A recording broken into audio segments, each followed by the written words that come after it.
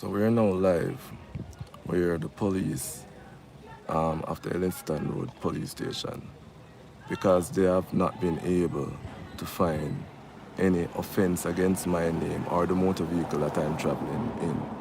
They have called an inspector, which Inspector Henry, surprisingly called an inspector, all right? And now I am being detained on the side of the road for absolutely no reason.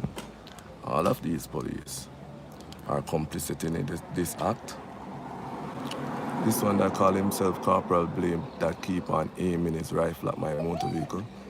This one, oh my gosh, is he aiming the rifle at my vehicle? Yes, he's aiming the rifle at my vehicle. Many times he has lifted the rifle while playing with the trigger. I see him, but we're not gonna put them on practice. What I try to show the people is this is the state of Jamaica. And I shake, I'm really fed up. I'm tired. I'm day long. Fed up. I have not done the police anything. I have not done Inspector Hilton anything. I don't know this lady from nowhere. I don't believe she knows me from anywhere. I've been here over half an hour trying to get a ticket, and for some reason I cannot get the ticket.